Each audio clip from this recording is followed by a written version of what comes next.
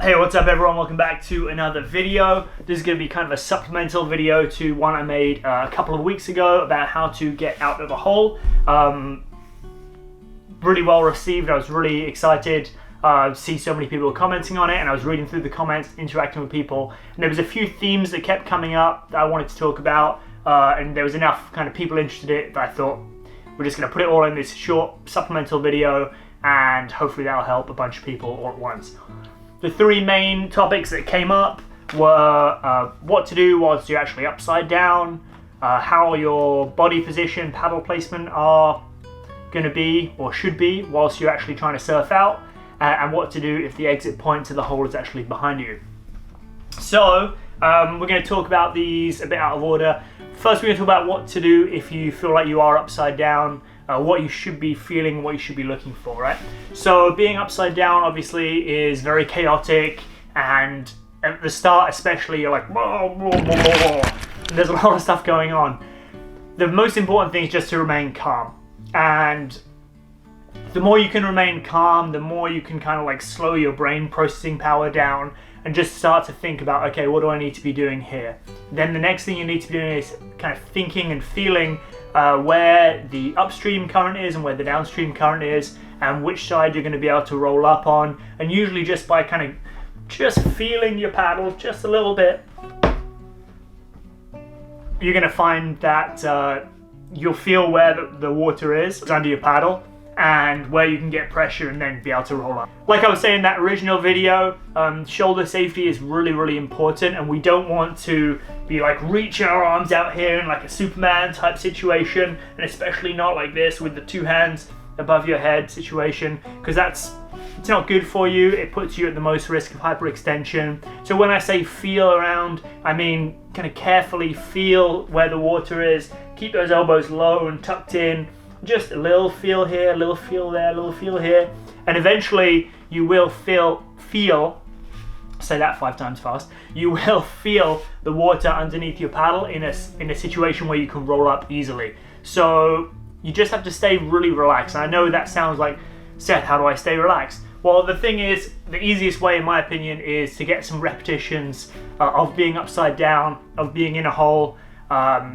and just to get more comfortable with being uncomfortable. One of the best ways I think you can do that is to just do some freestyle kayaking, surf some waves, surf some holes. They don't have to be big, they don't have to be scary, they don't have to be super attentive, but just getting those repetitions of being upside down, knowing what you're looking for, knowing what it's going to feel like, not fighting with the river, but kind of using its power to help you. Once you get that knowledge, you'll suddenly be a lot more comfortable and confident when it does happen to you when you're not expecting, in maybe something that's bigger than you're expecting.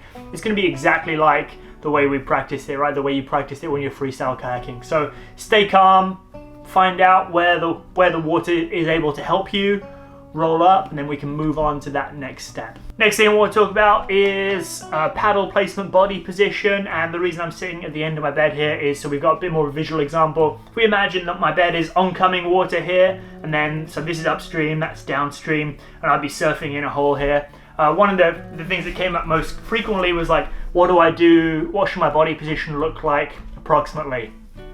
And one of the things I kind of forgot to talk about or didn't mention enough was kind of stability and balance. And so in our example here, for example, I would be sitting surfing in my kayak, and I would have this leg, my upstream leg would be slightly raised, right? And I'm slightly raising it, and I'm engaging core muscles here in my sides? In my sides here anyway, and my hip flexors on the front of my legs. And the more I'm able to balance, the less I'm dependent on my paddle to help me balance. And normally you'll see two kinds of people getting surfed in a hole. You'll see the people who are using their paddle as a crutch to help them balance, and they're back here, and those people are going to be stuck for a long time. They're probably going to have a bad time. And you'll see the people who are sitting up, who are balanced, who have balance without the need for their paddle, and they can use that paddle to pull themselves out of the hole and move themselves around much more efficiently and much more effectively.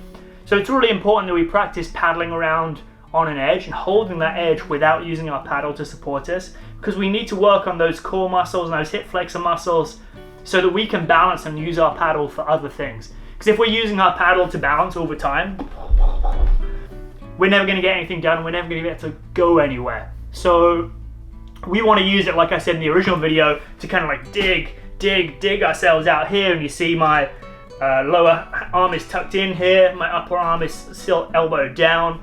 I'm looking where I want to go, and I'm digging my way out of that hole. But at the same time, my legs are going to be balancing my boat so that the upstream oncoming water can flow underneath it and my boat can stay balanced in that surf position. As soon as I get into this like recovery, high brace type situation where my paddle is holding me up, it's going to be kind of game over. It's going to be difficult for you to correct from there. So start aggressive, stay upright, keep working towards where you want to go. And then the last thing to think about that I wanted to talk about that came up in the comments was what to do when the exit of the hole is behind you. And there's a couple of ways to get there. It seems like the most simple way to get there would be to do backwards strokes. So instead of being in this position here where my upstream edge is lifted and I'm digging, you could push with the back face, right? Push, push, push. You can look over your shoulder to see how far you've got to go, push. And that can work, and there's tons of holes that I've surfed out of that way, and it's a good thing to practice in smaller holes, moving around on that back face. But remember, your body's not set up to do a lot of backstrokes. Like, you probably don't do enough backstrokes anyway, but the majority of the time you're not using those backstrokes, and they're actually a lot less effective because you have a lot less muscles that you're recruiting to do a backstroke compared with doing a forward stroke. So although it's possible to kind of back push your way out of a hole, sometimes it's going to be much more challenging, and the easier maneuver is going to be to turn yourself around, and then you're kind of set up again to do those forward digging strokes to get yourself out of the hole. So when I'm thinking about turning my boats around, I'm normally trying to turn it so that my bow drags downstream. The way I'm going to do that is usually just by looking where I want to go, little back sweep, and then into a big forward sweep. And you see I'm wound up here, my body's wound up, which gives me plenty of power. I'm putting my paddle as far out as I can reach and keeping it nice and low down.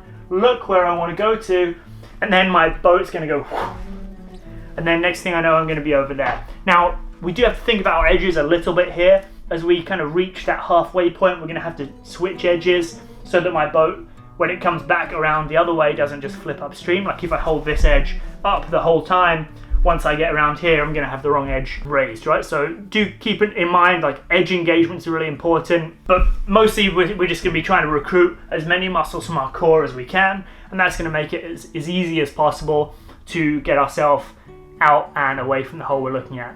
The last thing you can think about is trying to turn into the hole, all right? And this is, if you're like a pretty adept freestyle paddler, turning this way can be quite easy. But for most people, you're turning against a lot of oncoming water and a lot of power, and it's going to be more challenging. It's not impossible, but it's going to be more challenging. So just keep that in mind.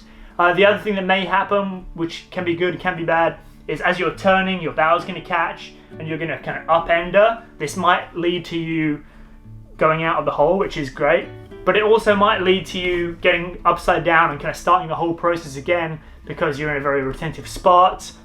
Maybe it's not so easy, or it's not possible that kind of just pushing your bow into the oncoming water is going to definitely push you out. So although that can work sometimes, that can be a strategy sometimes, I do highly recommend being competent in a bunch of different ways to get yourself out of that hole, and that's going to help you move on a little bit quicker, right? Yeah, that's kind of all I wanted to talk with you about this week. There's a lot of great comments on this, and so hopefully this supplemental video has answered some of those questions that came up in the comment section below. I really do appreciate you guys watching along, and the people who comment, and I try and be there in the comments every week and reply to comments, and people come up with great ideas. So thank you so much for watching. I really appreciate you. Thanks for commenting. If you haven't already, like, subscribe, etc. The usual YouTube stuff, and I will see you next week. Peace.